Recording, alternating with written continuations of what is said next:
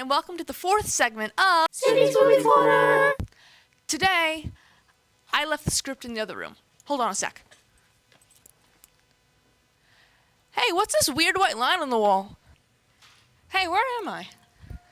Well, guess I'm reviewing the Backrooms movie now. I was very interested to see what a Backrooms movie would look like. I'm not a longtime fan of the YouTube series. I'm just aware of the Backrooms because I'm a teenager in the year 2026 on the internet. It feels natural, at least for me, to compare this to the Five Nights at Freddy's film. Both are internet-based horror media and have a mostly younger fan base.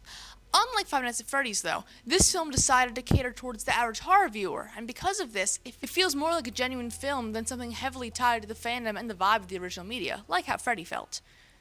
To the surprise of many, this film is rated R. Yes, this is due to some gore, jump scares, and frightening imagery, but the rating is also because of the psychological horror aspect of the film.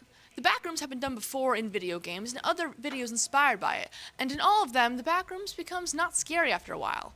A Maze of Monsters gets old eventually, so how does one make a whole movie about the Backrooms and keep it compelling and scary?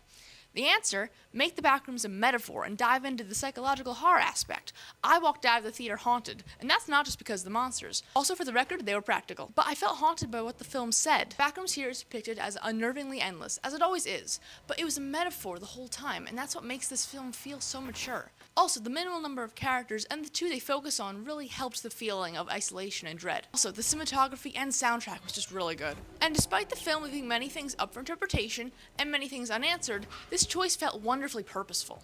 All in all, the Backrooms film disturbed me, disgusted me, and left me with an uneasy feeling in my soul. 8 out of 10.